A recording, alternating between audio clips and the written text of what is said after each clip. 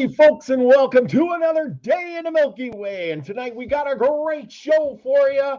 We got this, that, and the other, and we're going to be talking about the Mayan culture with my co-host. And welcome back, David Null, Hawkeye Two Feathers. Thank you for being here, and I appreciate you more than you know.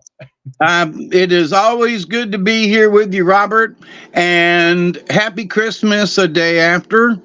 And I hope that everybody has fared the holiday up to this point at least and is doing as well as possible and fared through the holidays. And thank you for the prayers. Oh, last week I was so sick I couldn't pick my head up off the pillow, boy. I'll tell you. So I'm really glad to be here because last week was just so pitiful. Mhm. Yeah, I know.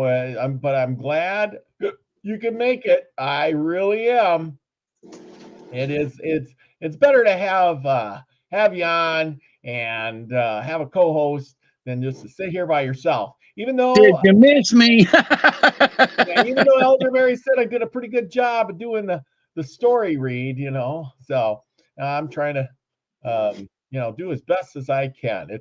It's hard sometimes to do that when you got to follow in the footsteps of a master. It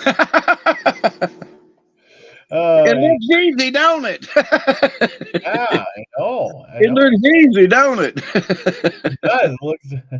It looks easy, but it's not. But Well, I guess that just goes to show that, after my 71 years, that I do have a talent, and that's being able to read stories, without too much discomfort by myself or by my listeners, But I thank you. Well, how many shows is this now? This is 100 and something? This is 109. 109. Can you believe it? And I had to miss last week. I was not necessarily a perfect score, but we were shooting. We were shooting for better than losing another show. I miss a show every now and then too, so I ain't so worried. Sometimes I got to bug out before I get the show done. You never know. But here I am, and here you are, and we're going to have a great show tonight. Tonight, I'm talking about the Mayans. We're going to shift gears. We went all the way to the top, and last week we talked about the Eskimos, and Inuits, and the people of the cold, because it was cold and it was going to be Christmas, and I thought, well, we got to do, something for that. And, so now we're moving more south, huh? Now we're going to start at the bottom and work our way up where it's warm. But the main thing I'm doing the Mayans is because what are they known for? What's the famous thing they're known for? Calendar. The calendar, exactly. The new year that's coming up right around the corner. And we're going to be talking a little bit about that. A couple of minutes, right? Any minute now. Yeah. But anyway, Scotty Boy says murder. Yes, they did a little bit of sacrificing. Some bloodletting along the way. Yeah. Christmas still has a few days left. Today is only the 5th day of Yule and the 2nd day of Christmas. Well, I'm glad we have, multiple days of Christmas because, hey, today is Boxing Day, actually, if you celebrate that. Oh, right. That's right. There's a Boxing Day sale going on somewhere, and I was going to, I'll figure it out. Anyway, so let's get on with this. I got a thing put up, and I got to do my clicking the buttons. As usual, I have a presentation because, that's kind of what I do. And, people like to see presentations of stuff. While you're looking for stuff, let me interject something that I heard just today, that using the LiDAR and so forth, the different things, that they found another pyramid in the Yucatan Peninsula hidden in the jungle. They found another one. Now, I'm Yeah. not sure if it's Mayan or Aztec. I can't remember that part, but I mean, they just found it like within the last few weeks. Mm-hmm. Yeah, yeah, I know it. I know it. Scotty boy. You don't need to shop. Yeah, I know. Well, I think it's Canadian Preppers having a great sale this week. So gotta get there and get some cool stuff like a another one. I got like two or three silky saws, or maybe I should go. I bought the big tent and I bought the freeze dried food. Let's see what else did I buy. I bought the shovel that you take apart and got all the little things in there. I got that, and maybe I'm going to get some. You know what I'm going to shoot for? I'm going to shoot for the toilet paper tabs. That I can dig a hole, but I got nothing to wipe my butt with. Uh, Paper towels. there you go. Yeah. Okay, so we're going to be talking about the Mayan civilization. Of course, I got this off of Wikipedia, which could lie to us. We don't know. The Mayan civilization was in Mesoamerica, and you could see them by the map there. It existed from way back when, in the early modern period, which is up to the Spanish when they conquered and killed everybody. It's known for its ancient temples and its glyphs. They did all the writing. The Mayan script is the most sophisticated and highly developed writing system in pre-Columbian Americas. The civilization is also noted for its art, architecture, mathematics, calendar, and astronomical system. Now, here's the thing. They had 800, get this, 800 characters in their language. You got to be quite the smart guy to write a sentence, you know? The Mayan civilization developed in the Maya region in the area today, which compromises southeastern Mexico, of Guatemala and Belize, and the western portions of Honduras, El Salvador. It includes the northern lowlands of the Yucatan Peninsula, the Guatemalan highlands, and the Sierra Madre, the Mexican state of Chiapas, southern Guatemala, El Salvador, and southern lowlands of the Pacific littoral plain. Today, their descendants, known collectively as the Maya, number well over 6 million. The individuals speak more than 28 surviving Mayan languages and reside in nearly the same area as their ancestors. So they really didn't go away. They just, scattered. Dissipated. Yeah, dissipated. The Erratic period before 2000 BC saw some of the first developments in agriculture and the earliest villages. The pre-classic period was 2000 BC to 250 AD.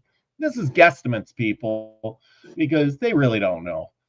They saw the establishment of the first complex societies in the Mayan region and the cultivation of the staple crops of the Mayan diet, including maize, which is corn, beans and squash, basically the Four Sisters, and chili peppers. That's where we get our chili pepper from, if you have ever had that. The first Mayan cities developed around 750 BC, and by 500 BC, the cities possessed monumental architecture, including large temples, which we'll see in a little bit, with elaborate stucco facades. Hieroglyphic writing was being used in the Mayan region by the 3rd century BC. And in late pre-classic, a number of the large cities developed in the Piton Basin, and the city of Kaminicu rose to prominence in the Guatemalan highlands. Beginning around 250 AD, the classic period is largely defined as the Mayans raising sculpted monuments with long count dates. This period saw the Mayan civilization develop many city-states linked by a complex trade network. In the Mayan lowlands, two great rivals, the cities of Tikal and Kamul, became powerful. The classic period also saw the intrusive intervention of the central Mexican city of Tenochtitlan.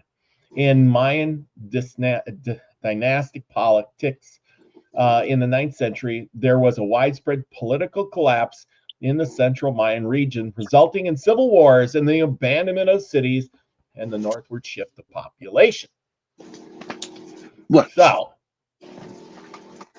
and here you can see some of these big, giant pyramid-looking structures that they built. Apparently, they had a lot of people and a lot of time on their hands, and how they moved all that and what they did, amazing, amazing, amazing. And can I interject something here? Yeah, go ahead. What seems to be about 200 years it took them to do this, roughly. And I would question whether or not they could do that in 200 years. It just seems to be, that is a lot of brick, that is a lot of rock, that's a lot of totem. I don't care where it came from in order to pile it up there and make it look like it does like that. I think it's been there longer than that, but. Okay, Lucky's got a good question, and I'm going to answer this question here in 1 second. We're gonna skip over a little bit, and we're gonna go back to this. We'll come back to the thing, but I got something with the writing. So, okay. Lucky says 800 characters made their meaning more straightforward, often have words that sound the same and have entirely different meanings. Okay, so here's their characters. They did these picture things and symbols like this. They had symbols. This is a better picture. Okay, so you got all these symbols, and somebody figured this out. Was a young kid. He was like 15. His dad was a archaeologist, and he was going through, and the little kid was drawing the symbols, and he eventually figured it out. And you know what it was? He figured out that the symbols, even though there was 800 of them, lots of these symbols meant similar things. So you may have like a bird and another bird, but this bird, this is a bird, and this is bird on the ground, this is bird flying. You know, each one of these mean bird, but now I'm not speaking the language, but I'm just saying is that so basically they had like 25 or maybe 30 characters that were the main characters, and all the rest of the characters were very similar to the other characters. And so you could like like saying you have a girl horse or a boy horse, you're still going to have a picture of a horse. You know what I'm saying? Right. And so you could have multiple characters meaning very similar things. Now remember, you could have a cow, and then you could have a milking cow, and then you could have a slaughtered cow, and then you could have a cow grazing. So we have similar things in our language. We have root bases. Where did this word start from? And then there are variations and pluralities and so forth.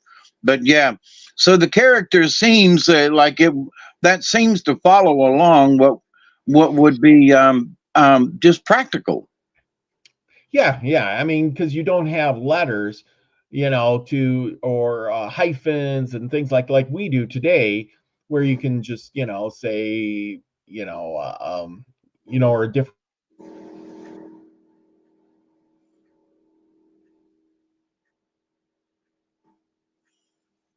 We lost you. I can't hear you.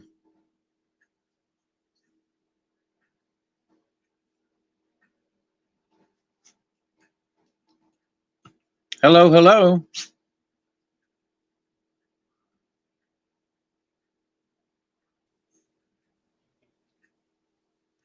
We're having buffering issues. Oh, okay. I guess that's what it is. Oh yeah, here. Scotty Boy says, I learned that Sumerian and Akkadian use many of the same symbols, but it does not mean the same things. Yeah, some of that stuff is really, hard to, figure out. And that's the thing. It's but anyway, okay, I'm trying to get through all of this stuff. Sorry. Yeah, I got abducted by aliens. I definitely gone. Yeah, but anyway, we're here. Buffering issues, don't worry about it. Okay, let's go back to this and we'll work our way down. Okay, so we got pyramids. They did really good at drawings. They made good drawings. I tell you that. You know how the Native Americans draw stick people? These people really drew where, you could see fingers and elaborate details of who, these people. You could tell this guy's a fatter guy, and he's darker. This guy here is thinner. This is you know what I'm saying? The height Yeah, of well, each. there's more of an artesian, Yeah. an artist rendering rather than just carvings on the side of a rock to depict something. Yeah. This was artwork. Yes, they really. And that's the thing. They had the art going on. Here's more of the big temples, and they made okay. So we can find their temples. They have temples and cities, and they were all linked together by a network of highways. They found out what they did was they did this LiDAR, and as you can see by the rendering here, how big this city might have been. Huge building. This would have took. You were talking about building that one building. Let's go back here. You're talking taking 200 years to build this building. They built hundreds of these. Right. Cities. And it wasn't just the pyramid, but it was how they laid it out. How they put all the bricks down in the ground before they put the pyramid on it. I mean, there was a lot of literally groundwork, Yeah. and they're finding that out now with tunnels and things and stuff underneath some of those pyramids down there in Mexico and the Yucatan and down in there. And I wish I could remember just exactly where, but I mean, they just found this one just like 2 or 3 weeks ago, and it's still covered. And you can tell that from the outside pictures that it's obviously a pyramid of some type, but it's really covered with a lot of undergrowth and stuff. Oh yeah. But to my point about this, I don't, it was 200 BCE. I'm sorry. Do you know how many blocks it took? Where are the stone? Where are the tools? Where are the quarries? They just say, here are the pyramids. Yes. They don't say where the stuff comes from. Well, and even if they tell you where the pyramid is, the point is this takes a lot of work. I mean, just building this one building here, how many thousands of people would it take? And then, like you said, they had to dig this all out. They had to fill it in with rock because this is the jungle. Everything is muddy and mushy. And then you're not only doing this building, you're building all these steps and you're building all these other buildings and, so forth and so on. It's a lot of and planning and architect and, which way is it going to face? And I mean, you're talking, you better have things going on. And and not only it's the it's the artist, it's the stonemasons. Yeah. But what about you? They got to feed these people. Yes. And so there are people who are doing nothing but feeding these people. They're farming, they're delivering because these the folks ain't working out in the field all day and then going home and doing some stone carving. That ain't going on. Somebody else is doing the carving because that's their job. They need to be doing that and they don't need to be out plowing no fields. So imagine how many people it took to build the thing, but then how many people did it take to support those folk? Oh, we're going to get to that in a little bit too. Well, see, here I am jumping the gun again. Yeah, well, you're asking the right questions. But look at the carvings here. Just making these carvings in stone.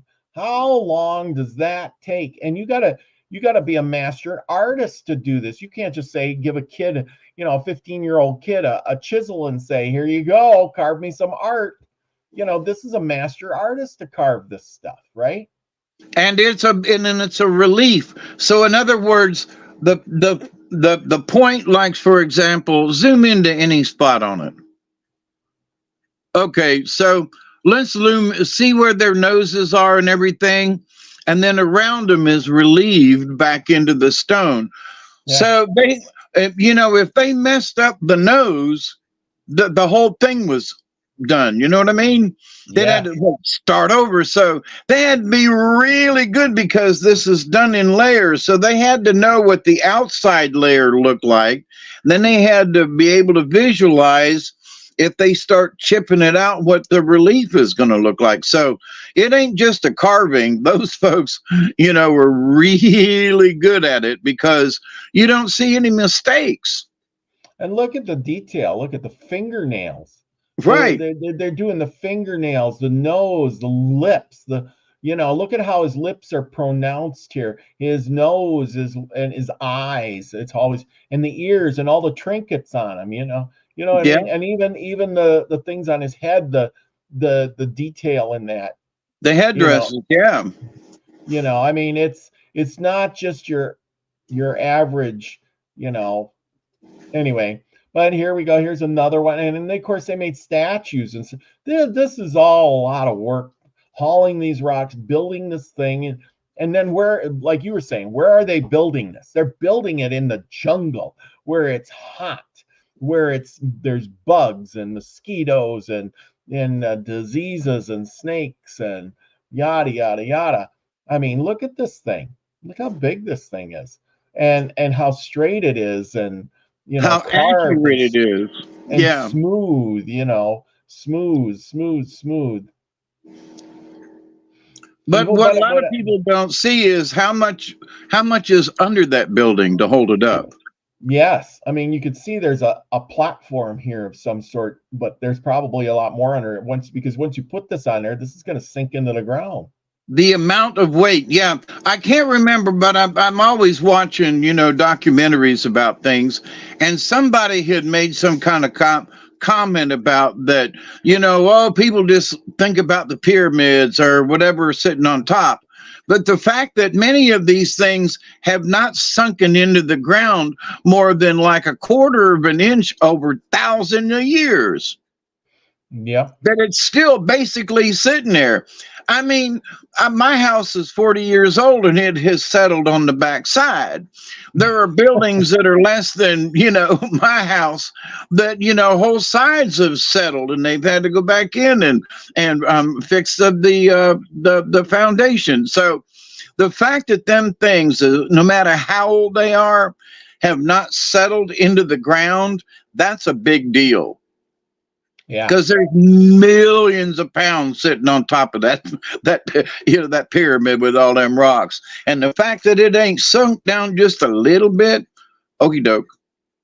Yeah, and of course we got their carvings of this is my background, which is the calendar, the Mayan calendar, and I don't know how to read it, people. I'm sorry, but it is. But look at this. This is how the Mayan kept time.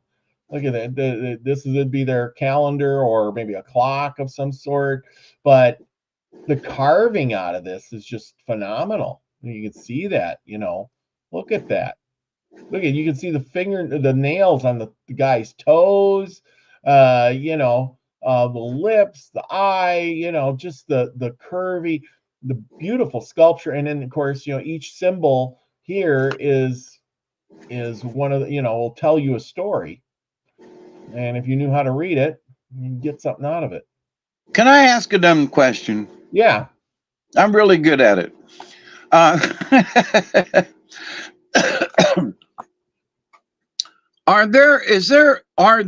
Is there pictures of more?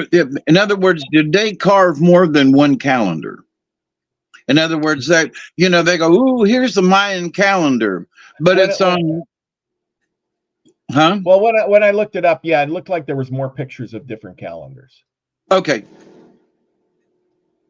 So you know. depending on where they were and what year it probably was, Yeah. from the time that they were building the pyramid or making the carving, then of course 10 years later, if somebody else is carving one, the calendar is going to be different. Yeah. We don't have much for paper writing. You know why? Is because when they would have books made out of barks of trees, but when the Spanish came over, they collected all the paper books and burned them all. Only a few survive today. And here's some of their stuff that they had. I mean, I thought this was in uh, the congressional or the Library of Congress. I got this out of. Ain't that something?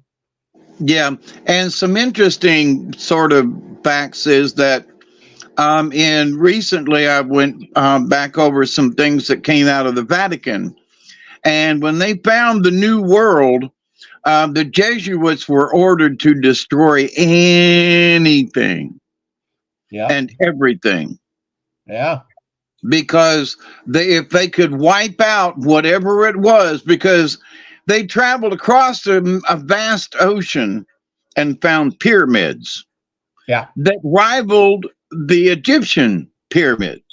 yeah. So now the church is like, what the hell? So whatever information we gather is going to be ours. And they Mhm. made dang sure that the written language or whatever might have been around, books or whatever, destroyed. But it Yeah, was the Catholic Church who did it, especially the Jesuits. They were commanded and sent to destroy. yeah. Damn Catholics. Well, no, well, that's a prerogative. If you control the narrative, and well, they were running their religion, and if you came across a society that had these giant pyramids and another religion that would be as powerful or more powerful than yours, Can't have it. yeah, what's going to happen? You're going to be Can't in have it. conflict. You're going to have there was they said at some point in time the Mayan civilization numbered 15 million people. And well, if you pull up on the shores of a country that has 15 million people all believing in a certain religion, and you got these big pyramids and stuff, you think, well, it might be harder to turn them over to our religion. You know what I'm saying? Harder to Power. convert. Yes, you can't convert 15 million people by just showing up with a handful of guys in a boat. Anyway, No, but if you burn their history and yeah, kill off as many as possible, like what was it, Montezuma, who let them all in and then they ended up killing them? yeah, yeah, yeah, and that's the thing. That Spanish came in with their high-tech guns and stuff like that, and just destroyed them. Murderize them. Yeah, exactly. They thought they were murderers. Oh, well, yeah. Anyway, map of the Mayan world in its heyday from about 300 to 900 AD, and this might vary. The Mayan civilization boasted hundreds of cities across a vast swath of Central America. Now, archaeological sites, these once flourishing cities extended from Chichen Itza to Itasca in the northern Yucatan and the Copan, about 400 miles to the south in modern day Honduras. Each bore ceremonial centers where theatrical rulers practiced a complex religion based on a host of gods, a unique calendar, and ceremonies that featured a ball game and a human sacrifice. The ancient Mayan also mastered astronomy, mathematics, art, architecture, and the glyph system of writing on stone, ceramics, and bark paper using the interactive map, blah, blah, blah. Okay, so we can see by this map, I got a better map we're going to be looking at here. Here, Chichen Itza, the mouth of the well of the Itascas, was likely the most important city in the Yucatan from the 10th to the 12th centuries.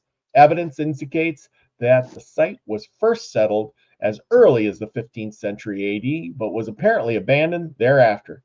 Then in 964, the Itascas, Mayan-speaking people from the Petron rainforests around Turkey moved into the city. So, you got to wonder if these cities weren't already there. Did they build them, or were they already there from a previous culture and they just keep recycling these things?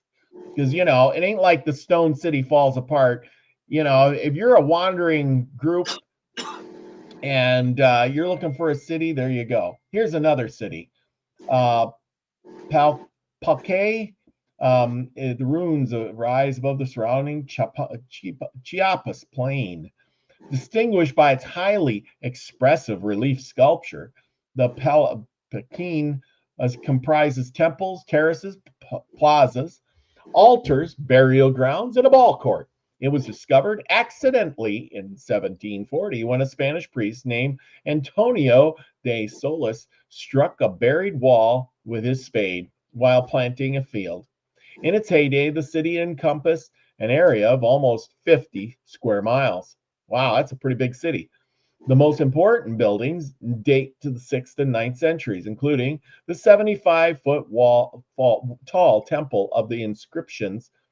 The temple was dedicated to the great ruler Pakal, who had been called the Mesoamerican Charlemagne. His tomb, found by a Mexican archaeologist in 1952, lies at the bottom of a set of steps leading 80 feet down from the top of the temple. And then we got this one here that I'm surely not going to pronounce right. The Pierce Roof Comb Temple of 33 characters. Okay, so this is a big one. Yaxchilan, perched on the western bank of the Umashian River, Yaxchilan, the place of green stones, lay along the trade route between the two great mine cities of Pakal and Tikal. But today it stands in a remote, little visited jungle setting, known for its handsome temples and exceptional carvings. This white stone city reached its peak during the late Classic period, from about 680 to 770. Two acropolises with temples, grand staircases, and a palace dominate the site. Legend has it that a headless sculpture of a god, Yucatan, at the site formerly terrified the local Lacandan people, who feared that the world would end when the head was replaced. There you go. Headless is better. Charcoal, I guess that's it. This temple is in Belize, located in what is today southwestern Belize. Caracol, Spanish for snail, reviled anything that Belize today. At its peak between 650 and 700, the city had a population estimated at 150,000. Belize's entire population is only about twice this today. Caracol's largest structure, the 138-foot Cacan Sky Place, is the tallest building in either ancient or modern Belize. It is told in its prime, the site covered almost 15 square miles, had more than 36,000 occupied buildings, and included over 22 miles of sarthan, or white roads, made of blocks topped with crushed stone and plastered. A tomb found beneath the bench in the front room of the structure, A3, a temple rising 52 feet above the main plaza, contained a single skeleton with 18 pounds of obsidian and 88 pounds of chert. Wow. When you look at these, okay, so it's talking about this thing with it peaked between 650 and 700. What, so 50 years, and then, we're just gonna ditch it? I don't know. Anyway, I don't know. I know I keep harping on it, but they made roads, but there was crushed stone on top of it, and there was the blue rocks that lined the road for 20 how many miles, but the amount of manpower Yes. That honestly took back then. And I mean, they don't talk about, how did they move the blocks, in Mexico. You know Yeah. what I mean? They don't No, talk they don't. about it. They don't talk about how many tons one of those block are, or how many men it took, or where they're getting these rock from. They always Yeah. talk about the Aztecs and the Mayan and all of that, but they don't talk about how they built it or how they got it there.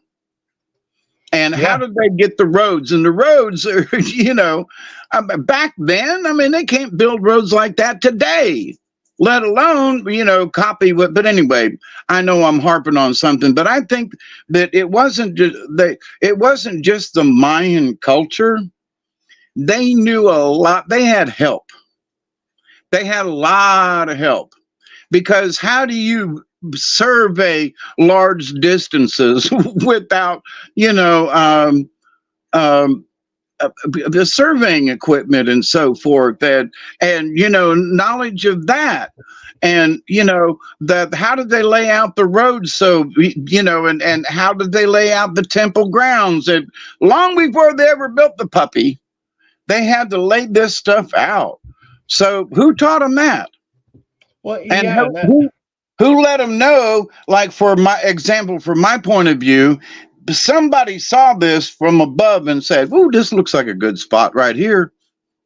Well, and it says, um, yeah, Kitty says stick and rope, especially if they use rope as writing. Yeah, and see that's the thing too is okay, yeah, you can do it with a stick and some rope, but then you got to have people measuring. You got to have architects to plan this all out. They had astronomy, they had mathematics, they had writing, they had all the things that you need to have a pretty complex society, and then they could build these giant buildings if they really built them. And but you couldn't figure out things like the wheel, or Right. you didn't have a iron sword, or you couldn't make anything out of iron. You could melt gold and silver, but you couldn't make anything out of iron. Is that the And is what that did they carve that rock with? Yeah, that's my point. It's like what, harder rock? What did Flint they and carve it with? I mean, I'm not denying the fact they didn't carve it, but having worked with metals and stone and stuff myself over the years, you need a whole troop of people that's doing nothing but keeping your tools sharp. yeah, yeah. I Well, mean, it's honestly, if you're going to do that kind of intricate work, you need to have some sharp tools. And so somebody had to know how to sharpen the tools and make them. And then, if, hey, buddy, my tool, I need a new chisel. Okay, be right there. Somebody had to be able to, so with all of the stones and all of the carvings, the fact that they had to have a network of people to support them is sort of my point. They just didn't sit around, oh, this is now. The converse of that would be they knew something we didn't know, and that carving was done by some other means. Yeah. Well, you got to Period. remember, Elderberry says China can build a Great Wall. Mesoamerican people could also. Yeah, but China had horses, they had elephants, they had, again, hundreds of people, and they had a culture that went back thousands of years too, with a lot of high tech stuff too. So anyway, let's get back on this so we can finish this part up. Here's Sabal, Spanish for place of the cebal tree. Sabal had a checkered history, first inhabited by the Middle Pre-Classic period around 800 BC. Then the city grew until about the time of Christ, when it began a long decline. It was apparently abandoned between roughly 500 and 690 AD and was reoccupied in 735. Ruler 3 from the Mayan city, known today as Dos Pilas, which lies southwest of Tikal, captured the ruler of Sabal, Yikikak Balm, and his city, leading to about 60 years of foreign rule. Around 830, a non classic Mayan group settled in Sabal, which witnessed its greatest Florence over the next century, its population reaching around 10,000. Now, don't tell me that they did all this with 10,000 people. The city was prematurely abandoned in 930 and not rediscovered until 1890. And today it is noted for its beautiful carved seal sculptured from high quality limestone. And there you go. Now, they made other carvings. Look at here. Here's a shell or a bowl. And look at the intricate little carving on this shell. I mean, you got better have something sharp to carve that.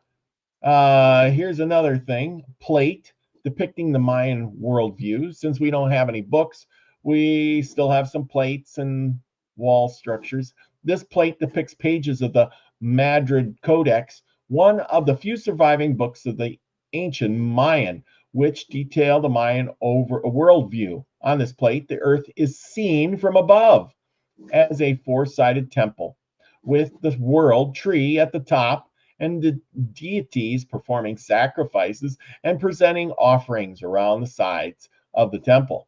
In the center of the plate sits an image of the water lily jaguar marked with lines and dots, representing water and wearing bits of foliage on the top of his head. In the instance, he may function as a sun, a day sun whose light illuminates the earth. The original codex is the Museo de America, Madrid, Spain. So that's kind of interesting if you want to see that. Huh. Well, the view of the world. I don't know how they get that out of there, but good for them. Well, but see, that's sort of what I was talking about. I think, the ancient astronaut thing is kind of forgotten in the Mesoamericas, and because there are all these pyramids, but how did they move that stuff around? I'm sorry. And how did they know what it looked like from above? I know. I know. Here's one, a vase. The hunters in the scene wear hats, probably woven from plant fibers, and carry long blowguns. Scenes similar to this still occur in Yucatan today. After a hunt, villagers march home triumphantly carrying a prize deer while blowing on conch shells, trumpets to herald their return, as with a number of other vessels from this region. The text on this vessel is entirely pseudographic. That is, the glyphs are not meant to be read, but merely represent the idea of writing. The glyph sign below the tongue of one of the deer and in front of the mouth of the hunters may indicate the last breath. Huh. Okay. May indicate. In other words, they have no clue. In other words, and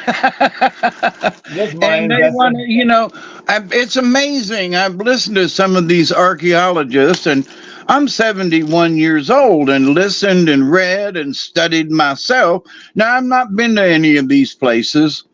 I have been to some places like, Serpent Mound in Ohio and so forth. But I've not been to Mexico or down there to see these things. But I have had friends of mine who went down there and saw them, and we had conversations, and they took pictures and things. So, and vicariously, I have been there.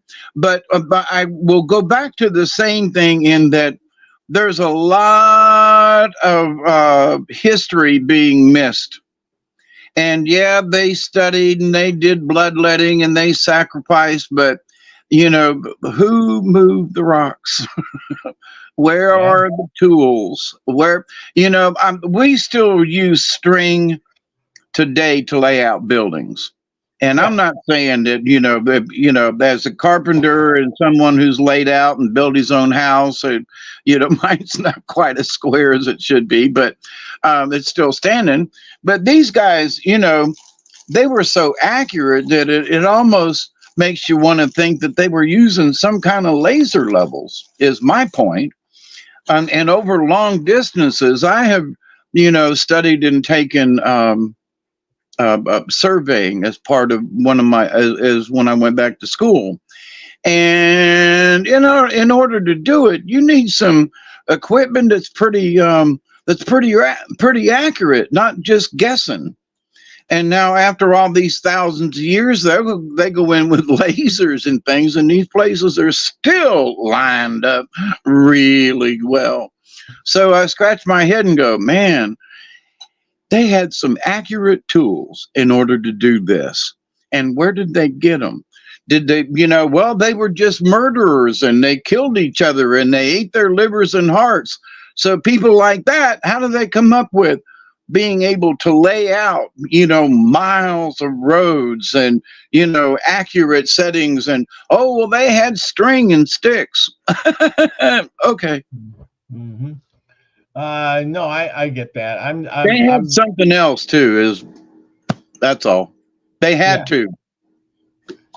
Yeah. Well, and that's the thing is, my question is how did they end up getting all that advancement and then losing it along the way?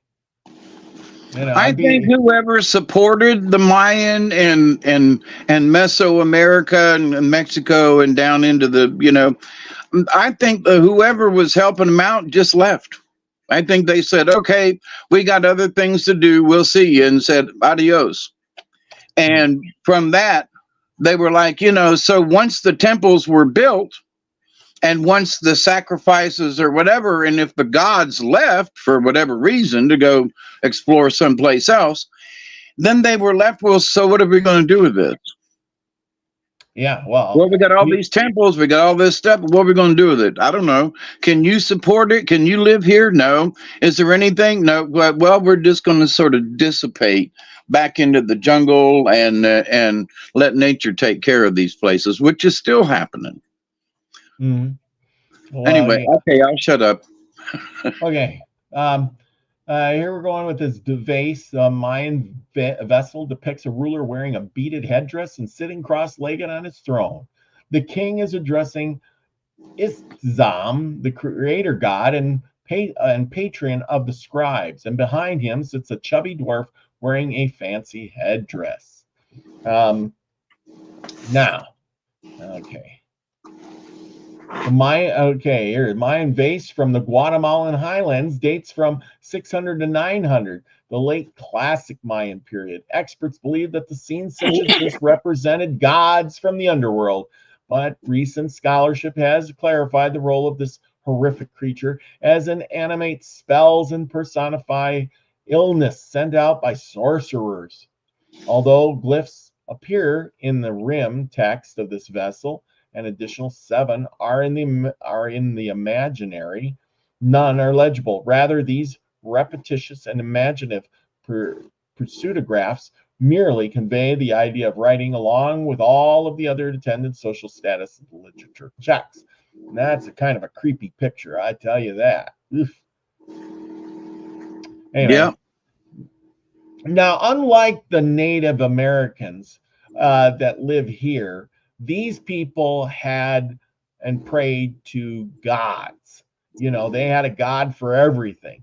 And in the Americas, they just had the great mystery, and they had animal spirits, but they didn't have gods. And so they weren't sacrificing people to the gods. Did you notice that? Right. And also them folks there, go back to that last one, if you don't mind.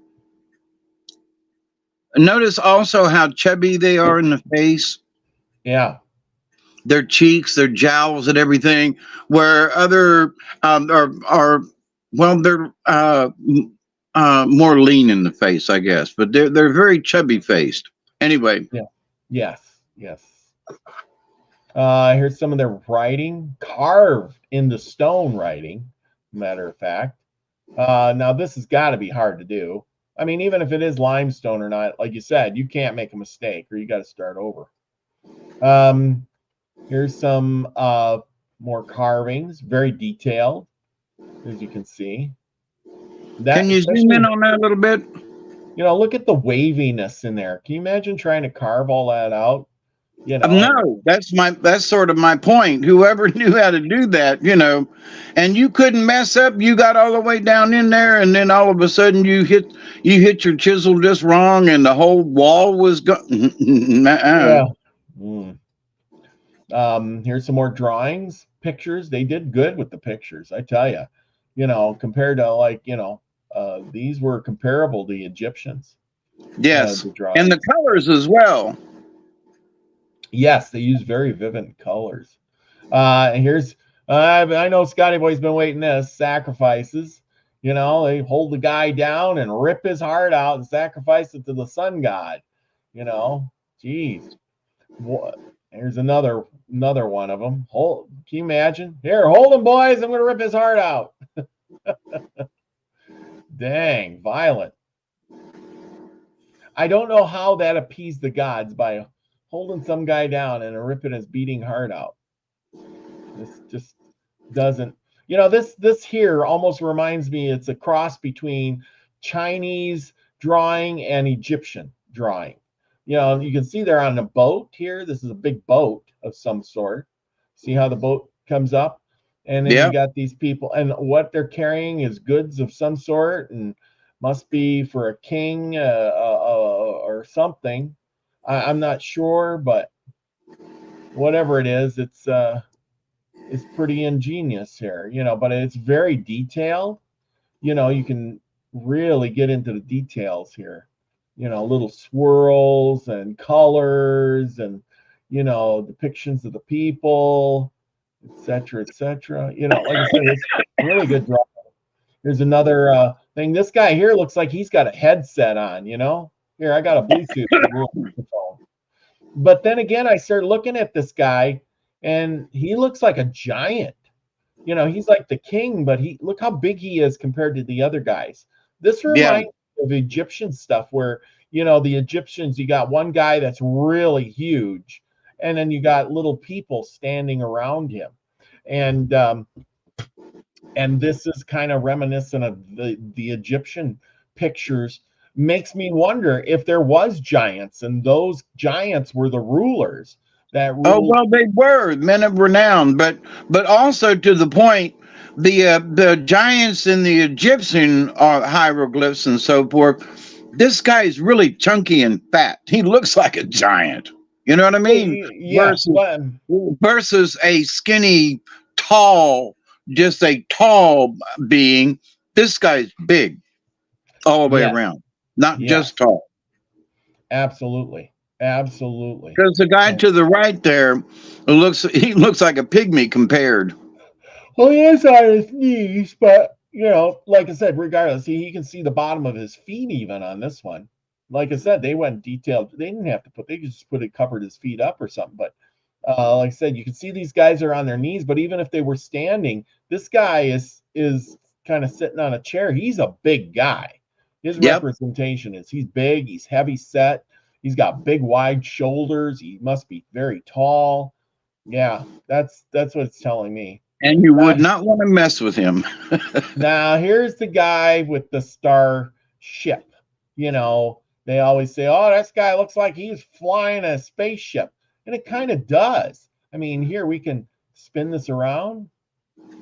If you spin it around this way, it looks like you know, this would be his spaceship. He's at the controls. He's got his feet on some levers, you know. But if you turn it up like this, well, now he's in a rocket ship, you know. Wait a minute, go back. You know, you can say he was in a rocket ship here. He's sitting on something, his head's propped up, he's got some apparatus for breathing, his hands are at the controls, his feet are doing something down here. You know what I mean? I don't know. This Yeah. is anybody's interpretation. Here's some wheels and dials and levers over here and whatever's going on, but you know, so it is Whatever it interesting. is very accurate in their Yes. depiction, although we don't know what they're trying to depict. But the accuracy of how they carved it, they didn't just start out and go, well, we think it looks like, no, no, no, no, no. They had that thing was laid out like a blueprint, in my humble opinion. Yeah, somebody saw something, It's and this very guy is accurate. because what would he be doing, you know, in this? And if this is the position they found it in, why would they put him in this position? Why would his feet be kicking at something? Why would he be having his head tilted back? You know, why would he be wearing the things he's wearing. Why would his hands be on some controls or something?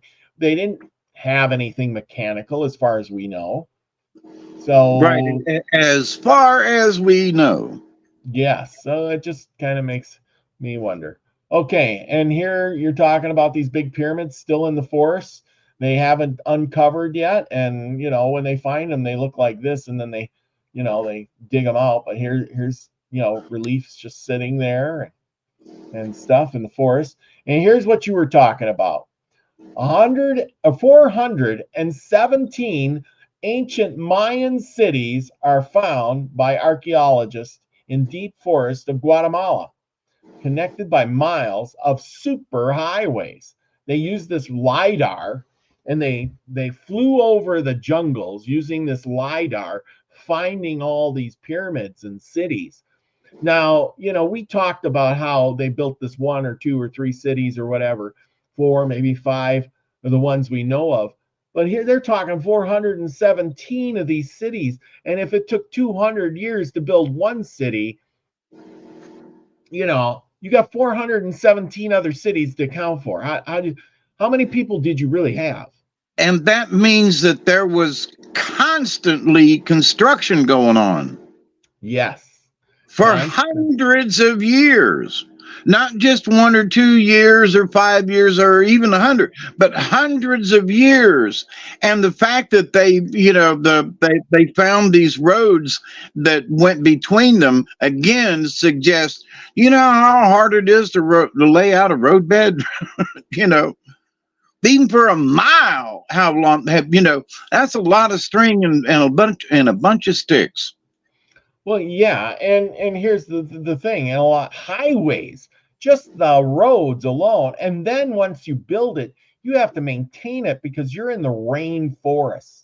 If you don't do anything, the jungle will come back and bite you in the butt. And here would be my suggestion. It's like there's still a lot of sand that has yet to be uncovered in Egypt, but the fact they built the roads, in my humble opinion, first, so they could move those big rocks. They didn't just the Romans built roads of like cobblestone, and yeah, they were roads, but they were still rough as hell. But these guys put in the cobblestones and everything, but then they covered them with small bits and like a plaster. So they literally put cement over the top of them. Why? To make them smooth in order to move large objects on with, I would bet you, wheels. Well, the one thing that it's like here. What's the one thing that keeps the world going as we know it? The commerce, the trade, the getting people where they need to go is our roads. And even railroads have wheels. Yeah. And road beds and track, but so even with that, without the, back in the 50s, they built the interstate highway system. Why? So that in case the military had to move stuff around quickly and easily, they could. So after all these years, we still have the interstate highway system, and it's still used, guess what, for commerce and moving a lot of goods and services for us. So without these roads and so forth, we'd be in a world of mess. So them folks back then, they built the roads so that they could provide the services and the goods that were necessary to build the pyramids and all these other cities, and also to feed each other. I mean, I stop and think, God, the farms and the amount of people that were working just to feed each other. Yes. Must have been enormous. And here is the calendar. You figure out how to read it, let me know. And this is the Mayan civilization. They lived in a really cool spot. This is such a Gulf of Mexico, Caribbean, rainforests all around. You can see that. Most people probably don't even know where the Mayan civilization was. They had this chunk going on. They had a good spot, that's for sure. Two coasts on the Pacific and the Atlantic and the Gulf. Oh my gosh. I'm surprised they weren't a seafaring people. That just blows my mind. Now, here we're going to go to this. This is the downfall. Okay. Uh-oh. So here, as you can see, the green areas, this is good weather times, good growing season, good times ahead, right? Well, when the civilization, after they built all this stuff and they had all these thousands and thousands and thousands of people and roads and everything, being in the rainforest and jungle, they farm. They had all these crops, corn, beans, squash, those things to grow. Well, then there was this big drought that went ahead. Heat, drought, the climate changed. Oh my gosh, climate changed, and everything turned brown.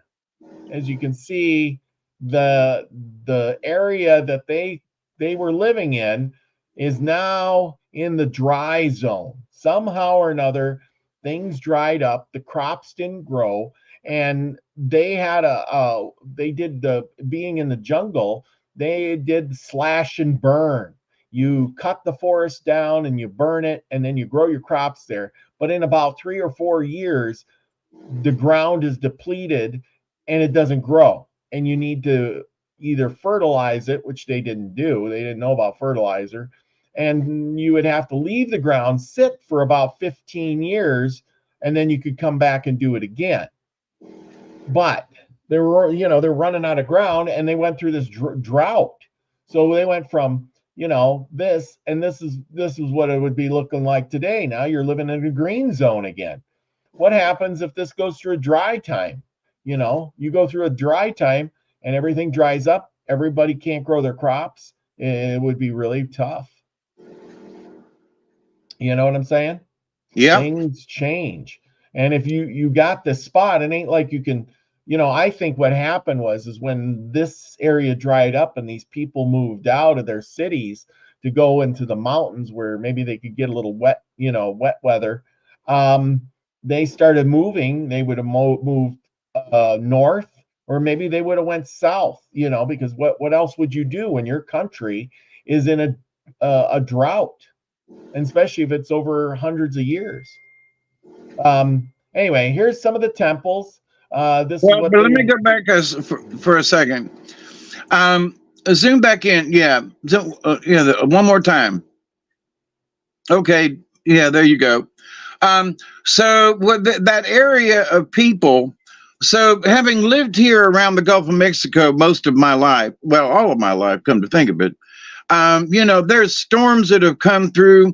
And right now, this last year, we've had sort of a mini drought. A couple of years, we had a severe drought. And one of the things that is noticeable around here, my next door neighbor across the road from me, there are pine beetles that are starting to destroy some of the older trees. And the pine beetles move in when there's a drought. And so it's like, and there's nothing we can do except hope for we get more wet weather to come back in. But anyway, so we're going to lose a bunch of trees over these next few years because of this mini drought we've had this last couple of years. So imagine, my thing is that imagine what it's like for something like that to have happened down in the Yucatan. They've not had any tropical storms. They haven't had anything, to give them rain. And so it must have been a rough couple of years, regardless of what it was. So people would have migrated out of that area. And I bet you by trade, in other words, there are people south of them who are bringing up fruit. There are people from the north who are coming down and bringing down whatever goods. And these folks are going, you know what? It's raining like hell up north of here. We've got more than we can do. There's so much rain, we don't know what we can do. So the people there in the Yucatan go, what, rain up north? Yeah, we've got some travelers that come from the south, and they tell us that such and such is going on down there. So I don't think it's necessarily that the fact that they disappeared. They followed wherever the other folks through the trade routes who said, hey, look, there's good fishing up here, but our vegetables suck. And other folks down south in the Panama region go, hey, we got a lot of vegetables down here, but we ain't got no fish. So one thing works to the other. But basically, where did they dissipate? They dissipated to those areas where there was rain or there was whatever, Mm-hmm. Did that make sense? Yes, absolutely. Okay, and I found a picture of what the city looked like. Look at all these temples they would have built. Like you said, and look at here, the temples compared to the houses here. I mean, here's some of the outer houses and how big they are, and then the temples. You're talking that's going to take a lot of people hundreds of years to make. Here's Tikal. Look at this giant pyramid. You can see by the people here how big this thing is. This is a huge structure. Look at the little people. And go back to that one, please.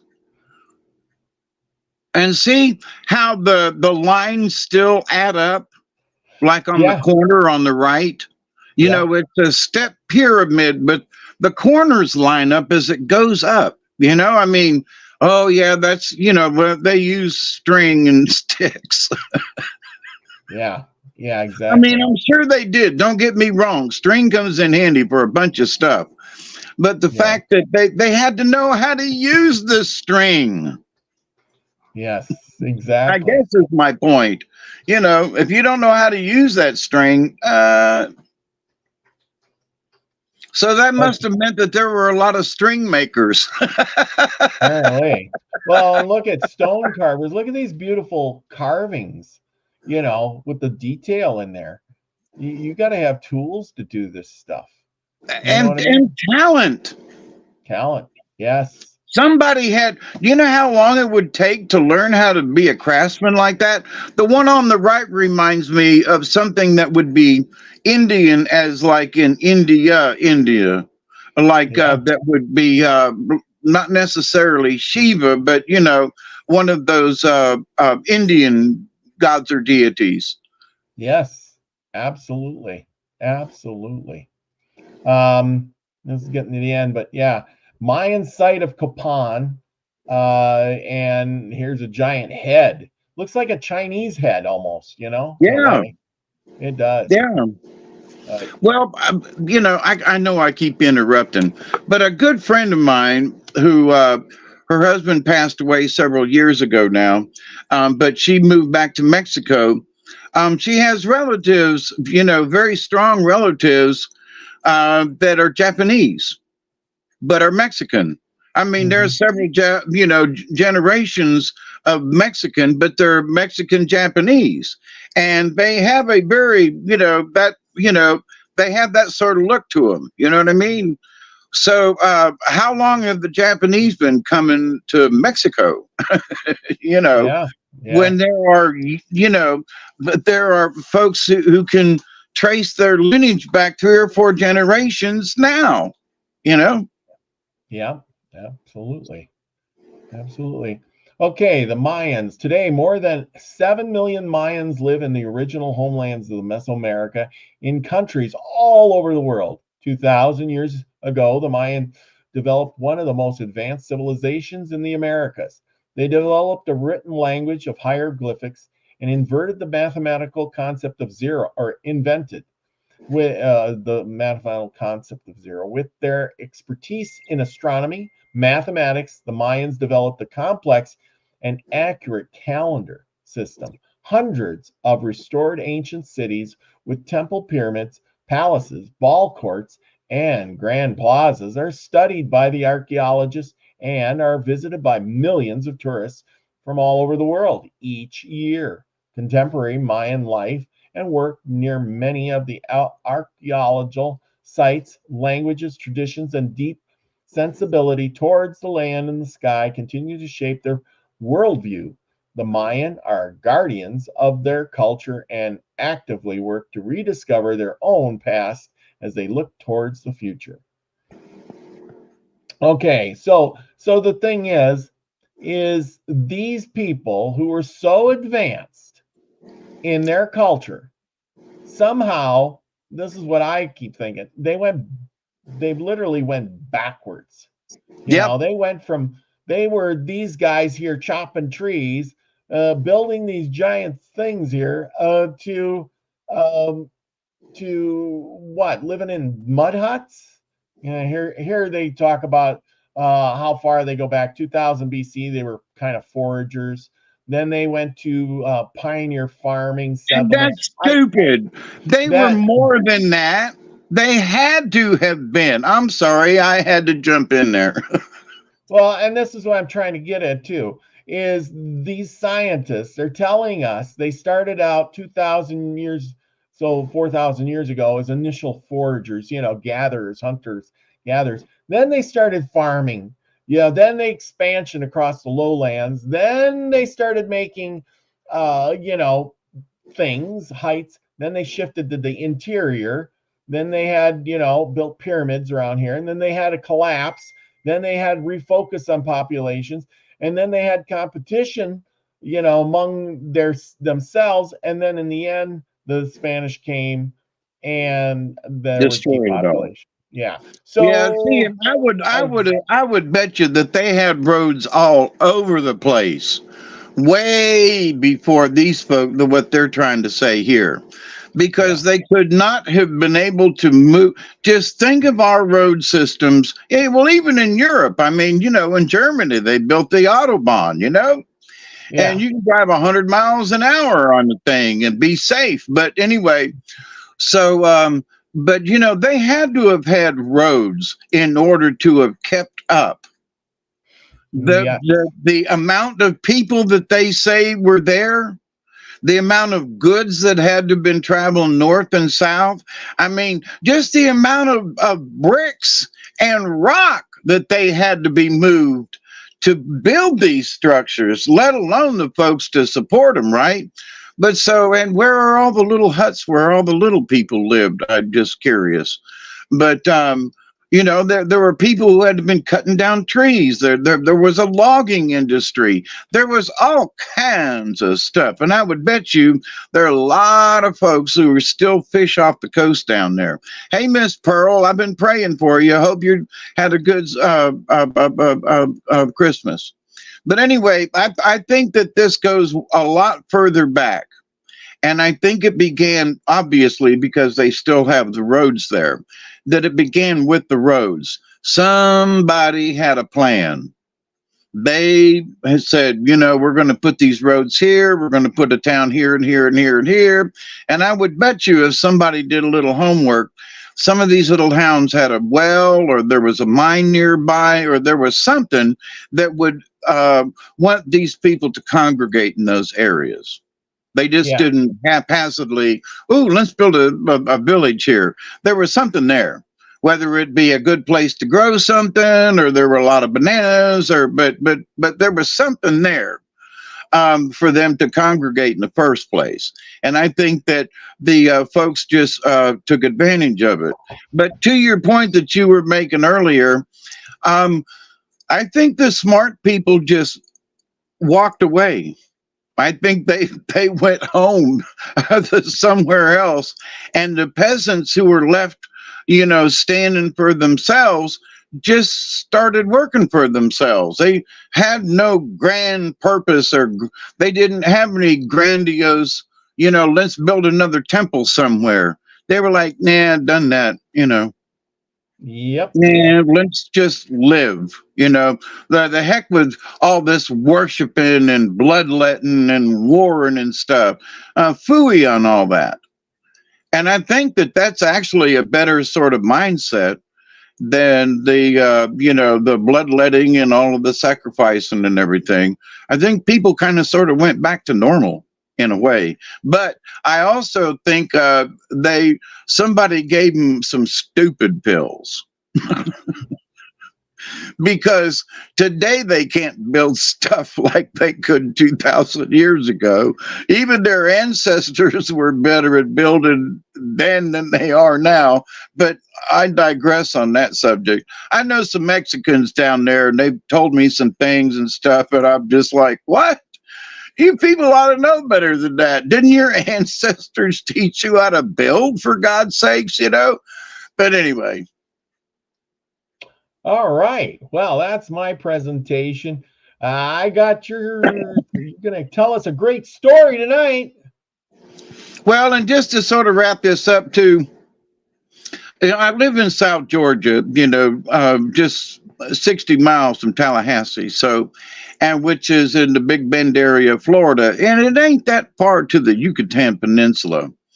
And I have been wanting to go down there for a long time. And I think that one of my things that I need to do, whether it's in this next year or 2 or 3, I'm going to start saving up my pennies and hopefully not have another heart attack, and go down and visit some of these places before I leave this planet. It just seems like, to be able to look at these things through pictures is not the same as being able to go over and putting your hands on them.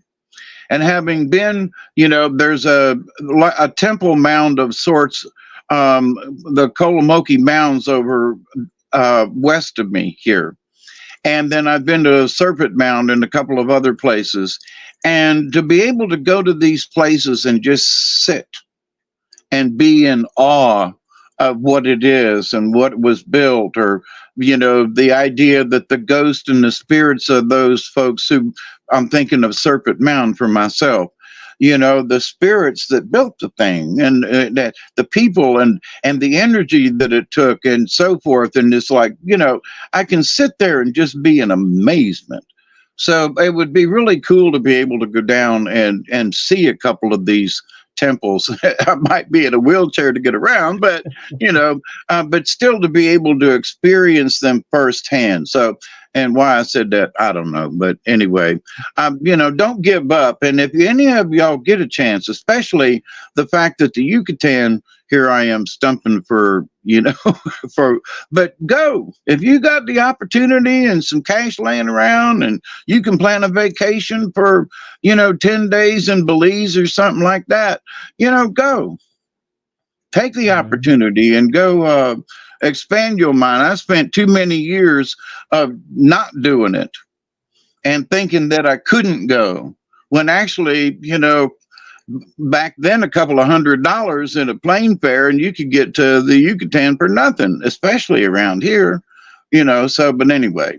So thank you all. I'm glad you all are well and hanging out with us. And the story for tonight, a worm, 1,000 legs, and bright body his son. A worm.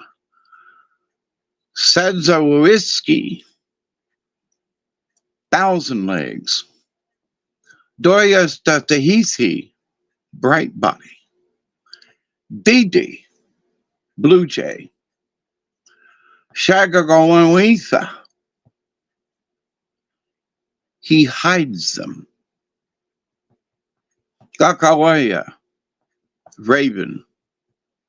Then there's Yankwasi Yiye, spinner of the spider family.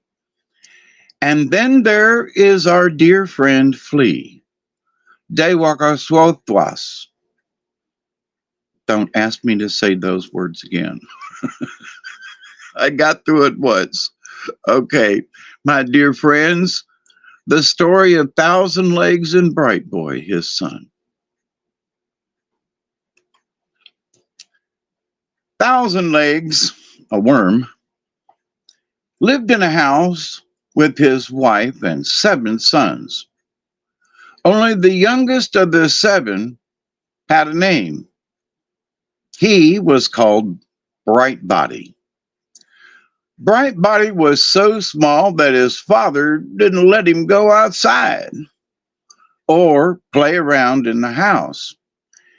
He stayed under an old couch and played with his dog, a flea. 1,000 Legs was poor, for though he went hunting before sunrise and came back after dark, he brought home very little game.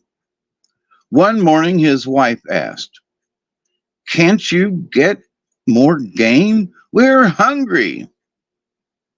I have had bad luck, said Thousand Legs.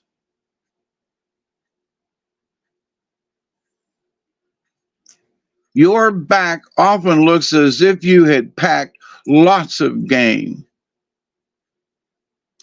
I bring home all I find. I never have any luck. The woman didn't believe what her husband said. That evening, Thousand Legs brought no game, but his back was covered with fresh blood. His wife said, "There's blood on your back. You must have killed some animal." "I got hurt," said the man. "A hemlock tree fell on me." The next morning, Thousand Legs was up and off before sunrise. His wife followed him. Just before midday, with a small stone, he killed a large bear. He took the bear on his back and started off. After a while, he came to a house and went in. His wife crept up and listened. There was a woman in the house who, after she had greeted the man, said, "Next time you come, you must stay and not go away." "Very well," answered Thousand Legs. Then, leaving the bear, he came out and started for home. His wife ran on ahead, always keeping out of sight. When she reached the house, she said to the boys, "Your father has another wife. I can't stay here any longer." And putting on her panther skin blanket, she went away. When Thousand Legs came, he asked, "What is the matter? Where is your mother?" One of the boys said, "She went out early in the morning and was gone all day, but a little while ago she came and put on her panther skin blanket, and then she said she was going away and wasn't coming back." Thousand Legs hung his head. At last he asked, "Why did she go?" "She said that you had another wife." "Well, my sons, I am going to follow your mother. You must stay here while I am gone. If I live, I will be back in 10 days. Thousand Legs found his wife's track and followed them. He traveled all night. The next morning, he saw that the tracks doubled back, but he kept straight ahead, knowing his wife had done this to deceive him. Soon he was on her trail again, going directly west. After a while, Thousand Legs came to a house where a very old man was living. The old man said, "You are traveling?" After a while, Thousand Legs, "Yes," said Thousand Legs. "I am following the woman whose tracks came to this house."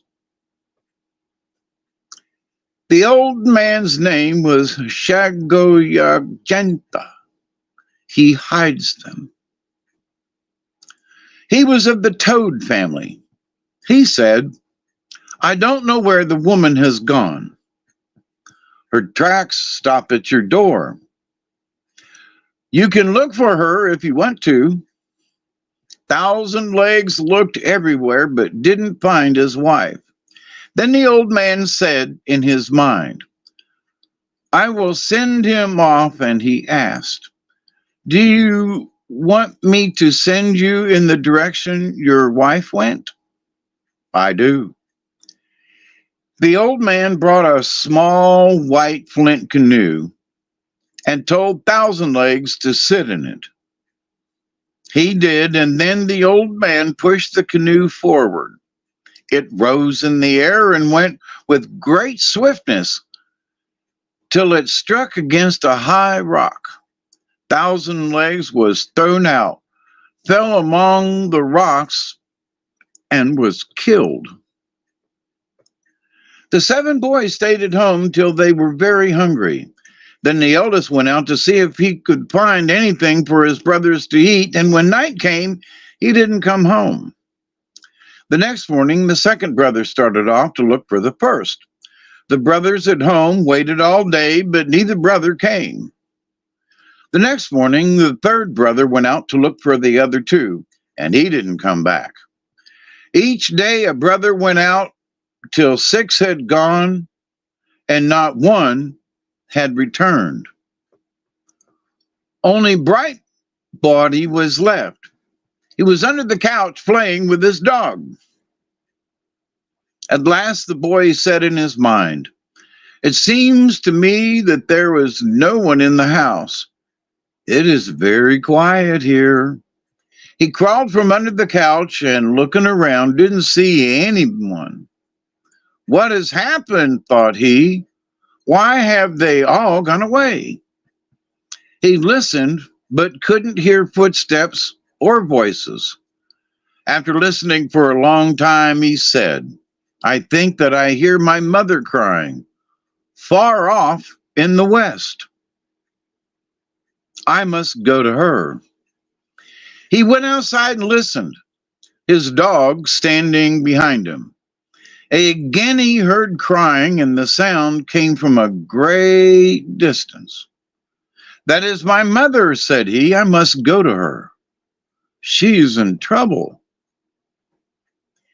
He and his dog rose in the air and went along above the highest trees, always going toward the west.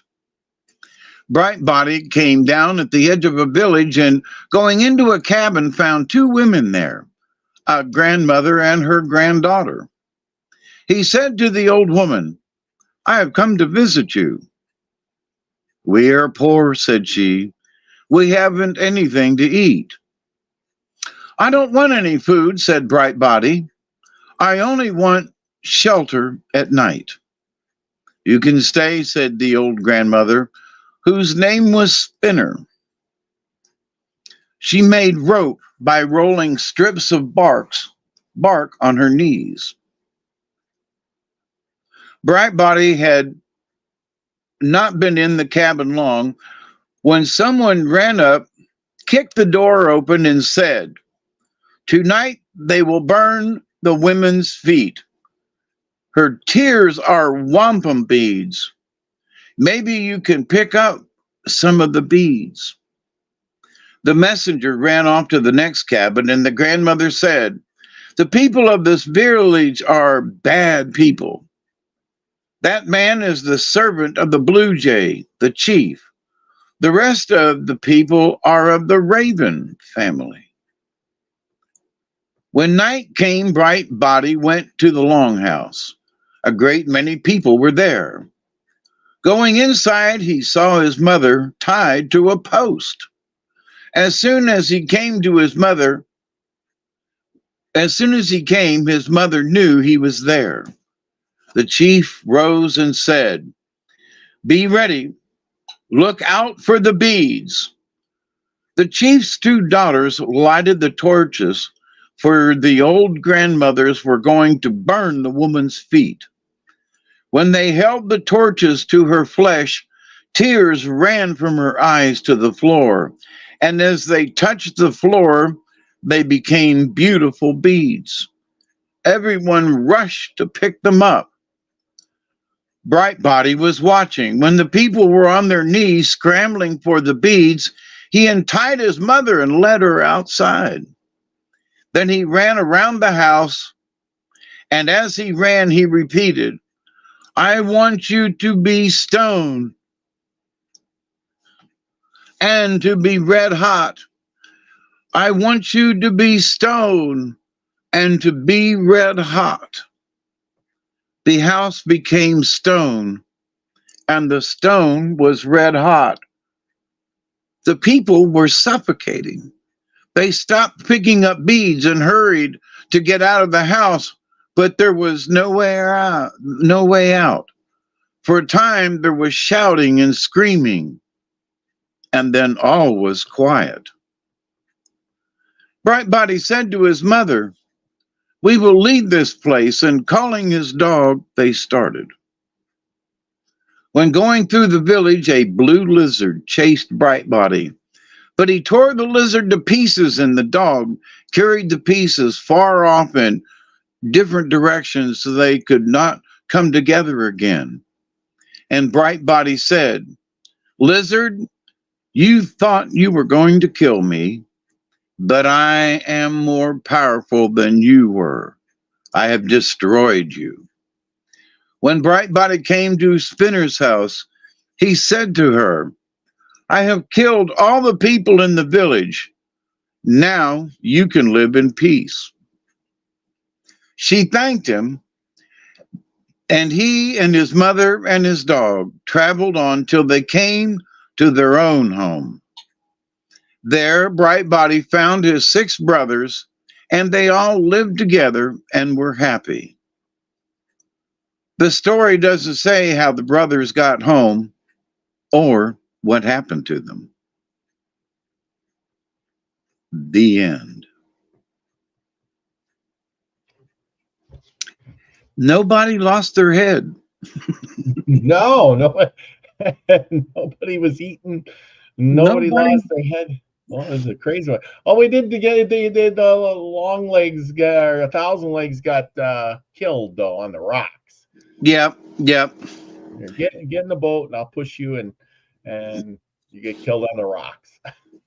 Well, that's because he didn't know how to, steer the dang thing. But it wasn't his fault.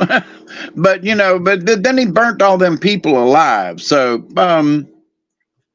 but if they were torturing his mother, one could say he had a reason and a right to. So, well, now, where did the beads come from as they burnt her feet? I've not heard that before.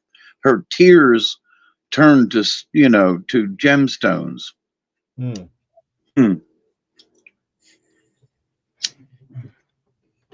Have you heard of that one in all of our readings about, the tears turning into some kind of wampum? Nope.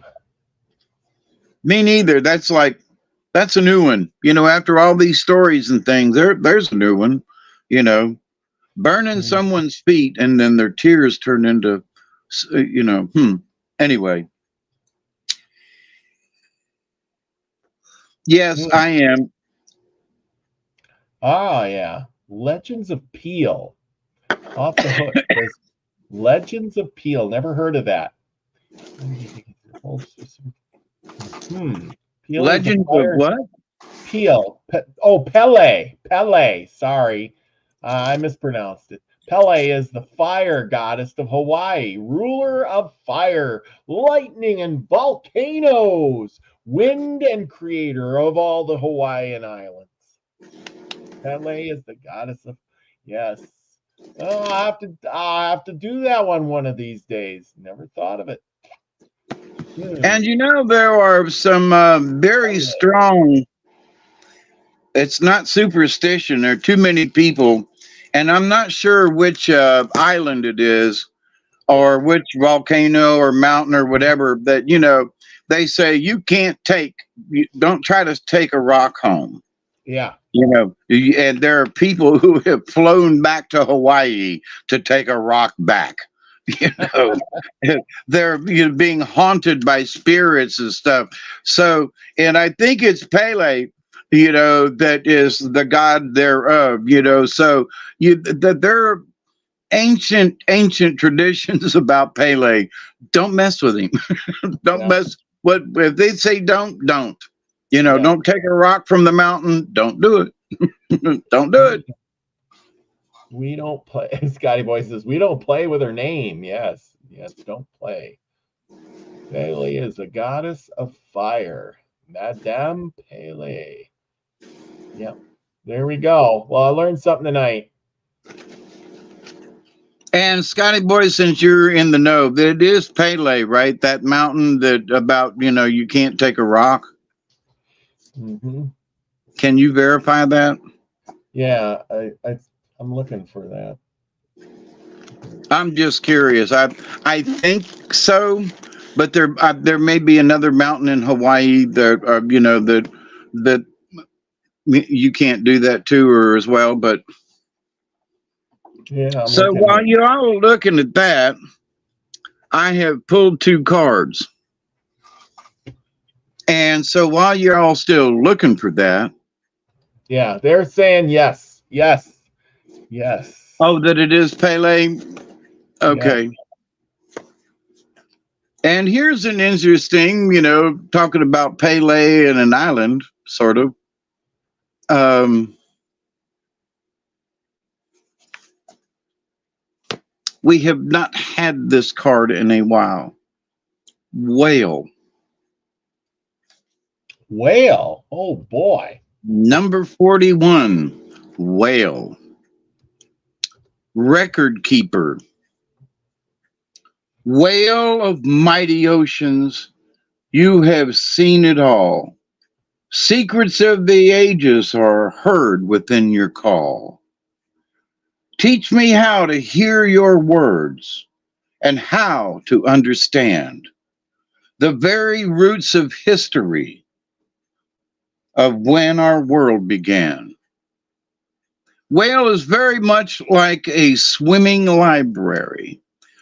Whale carries the history of Mother Earth and is said to have been placed here by the ancients from the dog star Sirius. I want to read that again.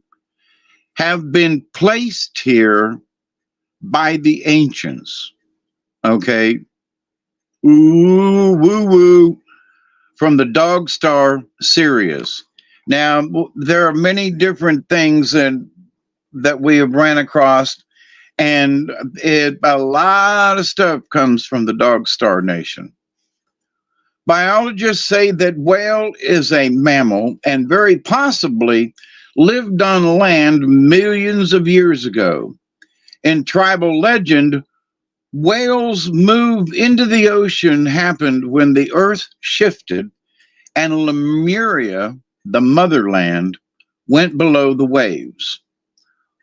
All of our petroglyphs speak of the motherland, Mu, and the disaster that brought the red race to North America from the west, beyond the great waters.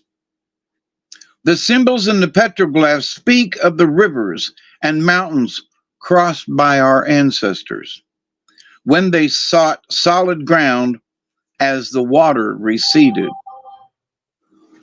Whales saw the events that led to the settling of Turtle Island, that's North America for those who don't know, and has kept the records and knowledge of the motherland alive. It is said that Mu will rise again when the fire comes from the sky and lands in another ocean on Mother Earth.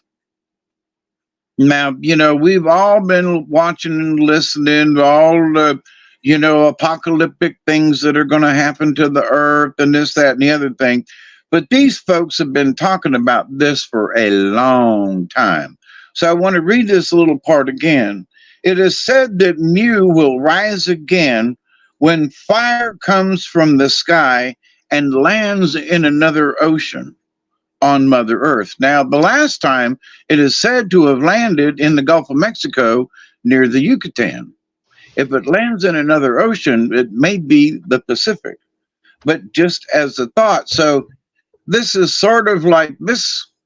We were talking about the Mayans and the calendar. Well, there's information here from the dog star that's ancient that here's a prediction that a disaster is going to come when fire hits another ocean. That's just interesting. It is. Very. Whale saw the events that led to the settling of Turtle Island and has kept the records and the knowledge of the motherland alive. The native medicine people are waiting for this event as the next sign of earth changes. Earth's children will have to unite and honor all ways and all races in order to survive.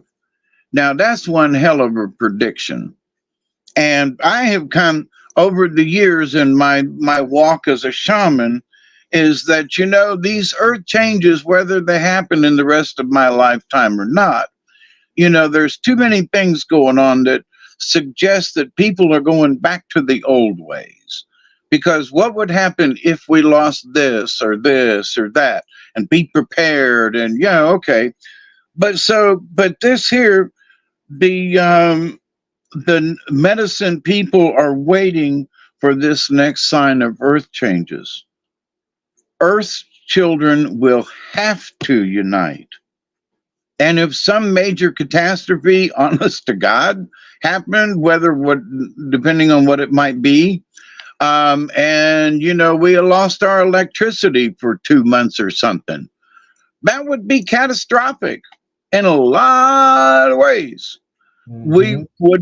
Could we survive? Yeah. Would we survive? Probably. Would all of us? Probably not. But we all will have to unite in some way, like with any disaster. After a hurricane up here, when we didn't have electricity for a week to 10 days, people got together and helped each other out. So that's going to happen. And folks do that naturally. Whale medicine people are coded in their DNA to understand that sound frequencies can bring up records in the memories of ancient knowledge. So in other words, if you listen to certain music or drums or patterns or whatever, that ancient knowledge can be brought up in you. There are usually, whale people are usually clairaudient, or able to hear both very low and very high frequencies. They are usually also psychologically developed and fairly telepathic. Many times, however, they are not awakened to their gifts until it is time to use those stored records. So if you have whale medicine, you have stuff hidden inside your DNA, okay? Many whale medicine people are able to tap into the universal mind of the Great Spirit, and have no idea how or why they know what they know. I know myself, there are things that my spirit guides show me, tell me, or whatever. I don't know how it got there. It just is. Now, it could be that it's whale medicine that's at work. Only later, when they receive confirmation, do they begin to understand how they receive the information. Whale medicine teaches us the sounds and frequencies that balance our emotional bodies and heal our physical forms. To recall why the shaman's drum brings healing and peace is to align with whale's message. To recall why the shaman's drum brings healing and peace is to align with whale message. The drum is the universal heartbeat and aligns all beings heart to heart. That's cool. Before the advent of speech and the primordial language, hand signs were used. And many tribes were silent most of the time. We've talked about this in the past. One of the reasons why they had so many dialogues is, or that, they communicated with hand signals and a lot of third eye stuff. They just sort of knew what the other guy was talking about, And so before the advent of speech and the language, the hand signs were used, and many tribes were silent most of the time. So think about that.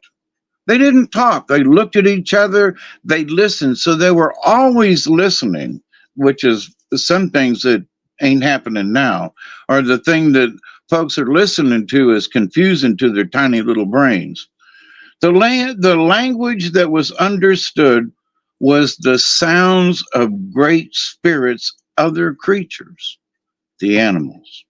If you pull the whale card, you are being asked to tap into those records and to allow yourself to be sung to by those who have the original language. So listen to whale song. We are the only creatures who do not have our own unique cry or call. It's been a long time since I've read this, but all other creatures, think about this. The whales have their own calls. Big whales, little whales, different types of whales, dolphins, they all have a way to communicate over long distances. Birds the same way. But humans, we don't have a unique call. That's just, to me, that's like what everything else does.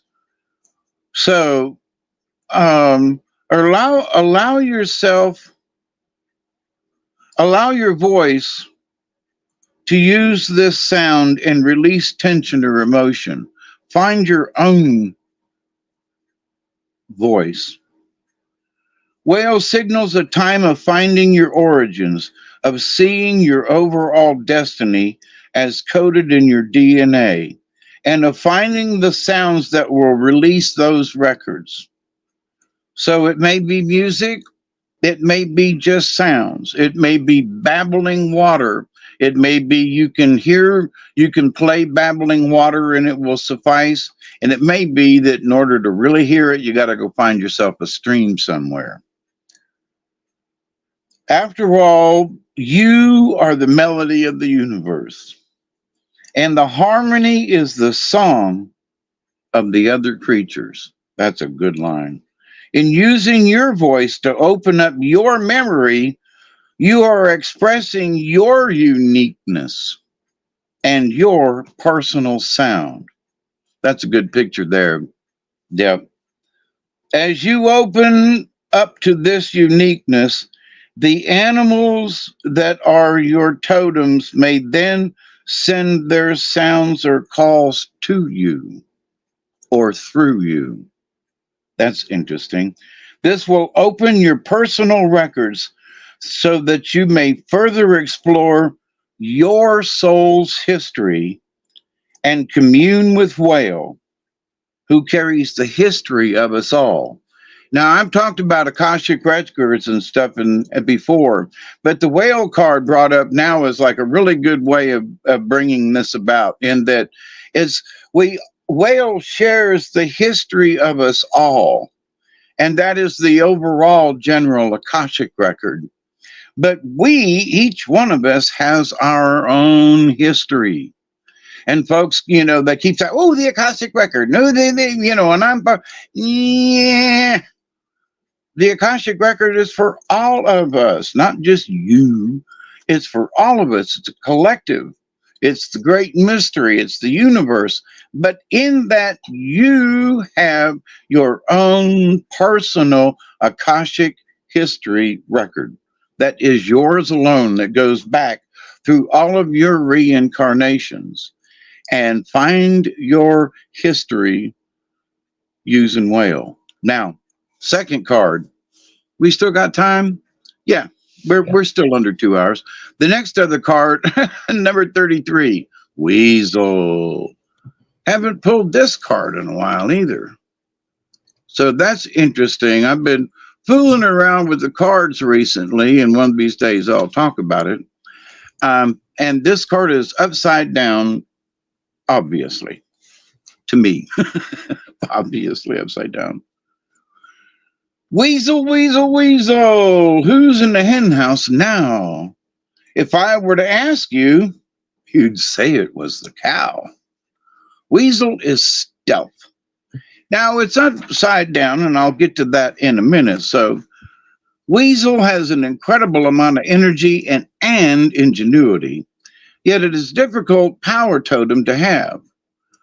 It is not without significance that ermine or weasel pelt is worn by royalty. Weasel ears hear what is really being said. This is a great ability. Weasel eyes are beneath the surface of a situation to know the many ramifications of an event. This too is a rare gift. The chief sent Weasel to the enemy's camp to smoke them for power. What are the medicines of the enemy? The chiefs asked Weasel upon its return. Weasel never failed to give an accurate account of the enemy's numbers, their strengths and their weaknesses. It was Weasel who tearfully told the original people of the coming of the white boat people. These brothers have strange new medicines, said Weasel. They will tell us that to live the way we do is wrong. They will confuse us with their talking bark. They have stolen thunder from the Sky Father and placed it in their weapons.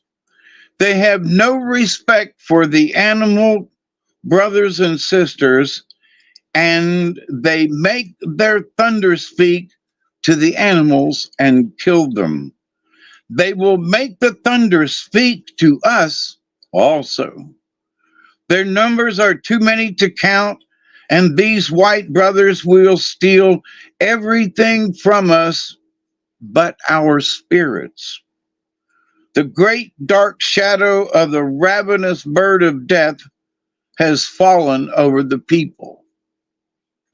Now think about that. This story's been going on for a long time. So Whale just said, we need to find our ancient records, and we need to hear the right frequencies, right? And here's Weasel with stealth and warning us of something here, right? Mm-hmm. So upside down. Is contrary Weasel in your cards? If so, look out for intrigue. Someone may be using covert tactics, easy for you to say, to weasel into the hen house. Perhaps you should lock your doors and dress your teenager like a nun, unless it's a boy, or they might like it anyway. Or perhaps you may be lying to yourself about something you know to be true. This can be a lie on any level. For instance, storming the refrigerator at 3 a.m. and telling yourself that no one will miss the half-eaten pie. If you scratch someone else's automobile in a parking lot, leave a note. Another message of reversed Weasel is to acknowledge why you have been doubting your feelings. Weasel upright observes all actions, feelings, and situations with keen senses. In the contrary positions, those abilities of observations are dulled until confusion sets in. So think about these little dog, prairie dog kind of folks out there sticking their head up, looking around and paying attention, and then think about this Weasel is upside down. So instead of being attentive, it's got its head in the dirt, so to speak. So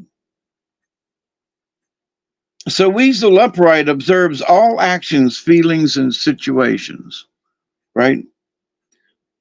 In the contrary positions, those abilities of observations are dulled until confusion sets in. When you don't know how you feel or what is occurring around you, doubt becomes the barrier to your progress. Doubt becomes the barrier to your progress. That's a good line. Then you may find a bit of paranoia seeping into your life. So if you're a prairie dog and you're looking around, but you have lost your sense of, of safety, you're always going to be in paranoia all the time, looking around, and you're going to spend most of your time worrying. If you want to right the situation, start by shaking the dullness out of your head and observing the obvious. No one can fool you if you watch your step. Honor your knowing. That's a good one. Honor your knowing. Honor your knowing. If you know something, then don't let somebody try to trick you out of it. If you honestly know something, then stand by it. No one can fool you if you watch your step. Honor your knowing. Seek the hidden reasons and use discretion in the progress. So how about that? We got Whale, who's telling us to listen, for the rhythms of the earth and to hear our ancient histories. And Weasel's telling us to be careful, look around, and how about that? How about that? Yep. Pretty darn good. So after being gone for 2 weeks with illness and sickness, it is good to be back. It's good to hang out with everybody. It's good to be able to pull some cards and hopefully to give y'all some guidance, because we're always any one of us should be seeking some kind of guidance, not necessarily step by step instructions, but some folks, you need a little bit of help along the way. And I know that there are times when I don't pay attention for myself. I quit doing card readings for myself a long time ago. But sometimes the cards will fall open or a page will open up and I'll go, this was meant for me. And so, and with that said, though, that, sometimes, whether we think we deserve a card or need a card or expect a card or whatever, it's not necessarily the card that matters. It's the message from the animal kingdom. It's being able to listen, with all of your heart to heart to the universe. And the universe, whether I pull a card or not, they let me know. Yep, absolutely. Well, I thank everybody for coming tonight, participating in chat and hanging out with me and Hawkeye tonight. And do you have a show after this? Yeah, I think I'm going to get me some cold coffee and gargle. I got to go find. The dog's been very quiet. I'm going to have to go find out where Duggar is. But yeah, I think I'll do a show here this evening. And thank you, Robert, for allowing me to come back and continuing to do shows with you. And it's under 2 hours. Yep, just under it. We're gonna top it off. Happy New Year. Off the hooks is happiest of New Year's. Yep. Remember, join me on Saturday night, and we'll be doing a New Year's thing on Saturday night. We will see what our future brings. Is it war and destruction? What does Nostradamus have to say to all of this? And see if we can dig up some of that. I'll have to dig out my Nostradamus book and see what the prophets have given us for the 2024. What does the Farmer's Almanac say too? But with all of that, that's what we're going to be looking out for the new year. And I hope we all have a great new year, regardless. Despite the predictions, my friends, it's what's in our hearts that can make 24 a better year. Because everybody else is saying that we're all going to die. Well, I don't want to be one of them. So think in the positive and cheers, everybody. Yes. Remember, everyone, go out, do something nice for somebody else. There's a whole mess of you in there. So we can spread the love. Just go out and do it, because Christmas is over, but that doesn't mean we can stop spreading the cheer. So go out, remember, be the frequency you want to receive, everyone. Love you all. Peace, everybody.